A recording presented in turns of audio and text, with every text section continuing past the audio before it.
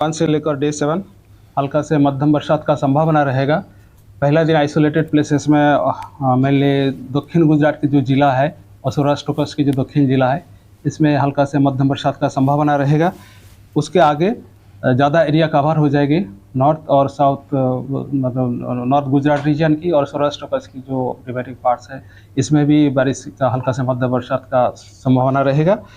और 25, 26, 27 को हम हैवी रेनफॉल येलो वार्निंग के साथ आइसोलेटेड प्लेसेस में दिया है और थंडरस्टॉर्म वार्निंग अगले 4 दिन के लिए दिया जाएगा। 24, 25, 26, 27 के लिए thunderstorm warning with wind speed 30 to 40 kilometre प्रति घंटा के साथ।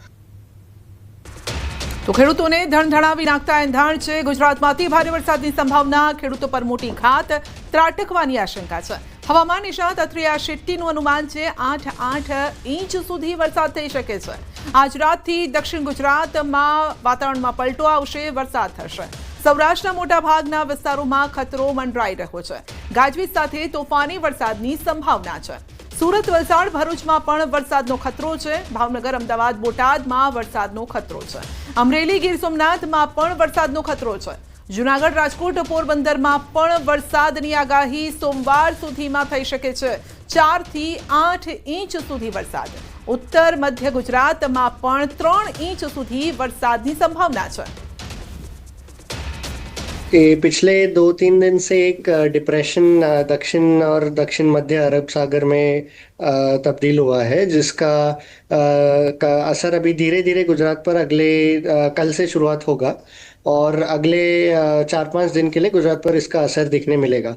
तो ये पहले सिस्टम लक्षद्वीप के पश्चिम की ओर बना हुआ था और अभी धीरे धीरे पिछले 24 से 48 घंटे में उत्तर की ओर बढ़ रहा है और महाराष्ट्र और गुजरात की तरफ आने की उम्मीद है, जिसके कारण अभी जैसे जैसे नमी बढ़ेगी वैसे गुजरात में भी बेमौसमी बारिश और थंडरस्टॉर्म की गतिविधियां बढ़ने लगेगी। सबसे ज़्यादा बारिश की उम्मीद है वो दक्षिण गुजरात यानी सूरत, वलसाड़, नवसारी, डंग्स, भरूच और दक्षिण सौराष्ट्र के तटीय इलाके खासकर जैसे कि भावनगर, अमरेली, गिर सोमनाथ और कुछ हद तक राजकोट और पोरबंदर जैसे कुछ इलाकों में भी सबसे ज़्यादा बारिश की उम्मीद है। વલસાડ જિલ્લાના વાતાવરણમાં અચાનક પલટો આવ્યો છે અને વાપી સહિત જિલ્લાના કેટલાક વિસ્તારોમાં કમોસમી વરસાદ પણ વરસ્યો છે। હવામાન વિભાગે પણ જિલ્લામાં વરસાદની આગાહી કરી છે। આજ બપોર સુધી જિલ્લાના વાતાવરણ સ્વચ્છ રહ્યું હતું, જો કે બપોર બાદ વાતાવરણમાં અચાનક પલટો આવ્યો અને વાદળછાયું વાતાવરણ રહ્યું। વાપી અને આસપાસના વિસ્તારમાં વરસાદ વરસ્યો। વરસાદના કારણે ખેતીના પાકને નુકસાનની ભીતિ સેવાઈ રહી છે અને આથી ખેડૂતોમાં ચિંતા વધી ગઈ છે। તો અમરેલી જિલ્લાના જાફરાબાદ બંદર પર સિગ્નલ લગાવાયું છે। તકેદારીના ભાગરૂપે 1 નંબરનું સિગ્નલ લગાવ્યું છે।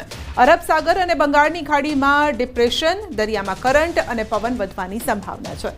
ગુજરાતમાં છૂટાછવાયા વિસ્તારોમાં હળવાથી મધ્યમ વરસાદની પણ આગાહી છે। તો પોરબંદર પર સિગ્નલ લગાવાયું છે બંદર પર અને હવામાન વિભાગની આગાહીને જોતા બંદર પર 3 નંબરનું સિગ્નલ લગાવ્યું છે। સાવચેતીના ભાગરૂપે આ સિગ્નલ લગાવવામાં આવ્યું છે।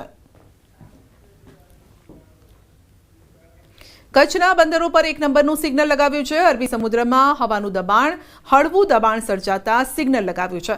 સાવચેતીના ભાગરૂપે સિગ્નલ લગાવવામાં આવ્યું છે।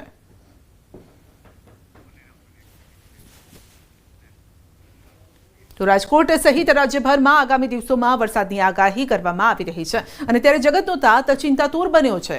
એક તો પહેલેથી જ મજૂરોની અછત હતી, જેના કારણે ખેડૂતોની મુશ્કેલી વધેલી હતી। તેવામાં હવે વરસાદની આગાહી એટલે ડબલ માર પડવા જઈ રહ્યો છે। ખેડૂતોની ચિંતા વધી છે।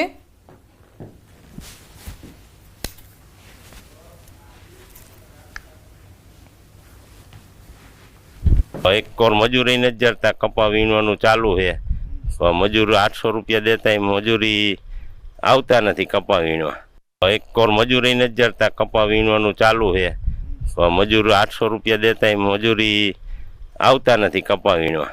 1 કોર મજૂરી નથી જરતા, કપા વીણવાનું ચાલુ છે। મજૂર 800 રૂપિયા દેતા મજૂરી આવતા નથી કપા વીણવા।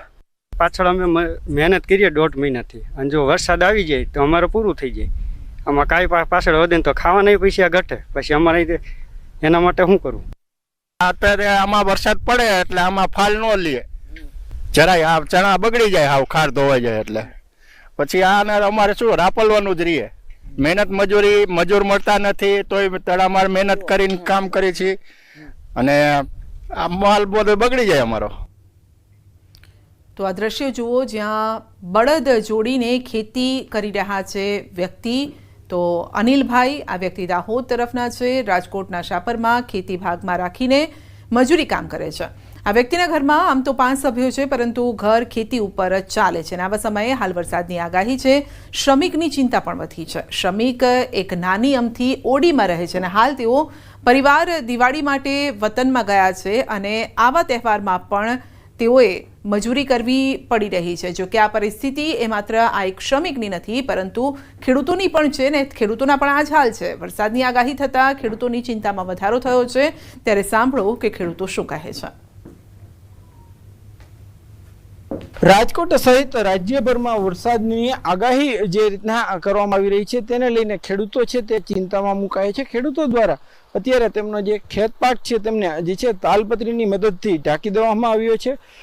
અનેક ખેડૂતો છે કે જેમને મગફળી સહિતના જે પાકો તૈયાર થઈ ગયા છે, પરંતુ ક્યાંક જે છે હાલ યાર્ડમાં રજા હોવાના કારણે જે છે એ ખેત પાક જે તૈયાર થઈ ગયેલો ખેત પાક છે તે ખેતરમાં જ છે, તેમને જે છે કે તાલપત્રીની મદદથી સુરક્ષિત કરવામાં આવી રહ્યો છે. તો બીજી તરફ વરસાદે પણ આ ચિંતામાં જે છે વધારો કર્યો હોય તેવી સ્થિતિ જોવા મળી રહી છે.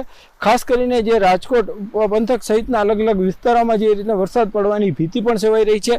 છેલ્લા 2 દિવસથી ક્યાંક વાતાવરણમાં પલટો પણ જોવા મળી રહ્યો છે અને એમને લઈને ખેડૂત છે અત્યારે ચિંતાતુર થયા છે. હાર્દિક જોશી, ન્યૂઝ 18 ગુજરાતી, રાજકોટ. તો માવઠાની આગાહીએ જૂનાગઢ જિલ્લાના ખેડૂતોની મુશ્કેલીઓ વધારી દીધી છે. તૈયાર થયેલા પાકને બચાવવા માટે દોડધામ કરી રહ્યા છે. ખેતરોમાં હાલ મગફળી, સોયાબીનનો પાક તૈયાર થઈ ગયો છે, જેને કાઢવાની કામગીરી પૂરજોશમાં ચાલી રહી છે. પરંતુ માવઠું આ મહેનત ઉપર પાણી ફેરવે તેવું લાગી રહ્યું છે. ખેડૂતો શિયાળુ પાકના વાવેતરની શરૂઆત કરે તે પહેલા જ કમોસમી વરસાદનું સંકટ તોડાઈ રહ્યું છે અને જેના કારણે જ ખેડૂતોની દુવિધા વધી રહી છે. તહેવાર ઉપર માણસો વૈયા ગયા ને માવઠાની આગાહી આવી છે. ખેડૂતને અમારે કરવાનું શું હવે? ખાતર બિયારણનો ખર્ચા વધી ગયા હોય ને કર્યો હોય ખર્ચો, અટાણે બધું અમારું પાણીમાં જાય છે.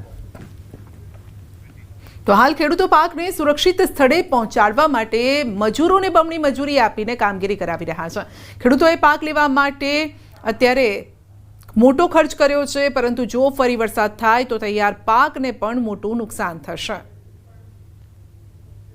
હમણાં સુધી વરસાદ પડતો હતો અને જમીનની અંદર પાક મગફળીને એવું બધું ઊભું હતું અમારું.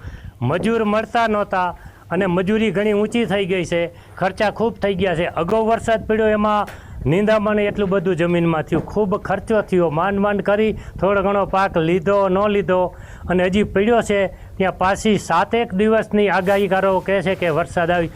તો હવે આમાં ખેડૂતે કરવું શું? અમારે જો એમાં માવઠું થાય તો જમીનની અંદર જે મગફળી છે એ સંપૂર્ણ અમારી ફેલ થાય અને ઉગી જાય એવી પરિસ્થિતિ છે આજની તારીખે. એટલે માવઠાની તો ચિંતા છે, સવાલ નથી. ખેડૂતોને પૈડા પર પાટા જેવી સ્થિતિનું નિર્માણ થઈ રહ્યું છે. એક બાદ એક માવઠાની આગાહીના કારણે ખેડૂતો હેરાન પરેશાન થયા છે. ફરી 25 થી 2 નવેમ્બર સુધી માવઠાની આગાહીના કારણે ખેડૂતો મુશ્કેલીમાં મુકાયા છે.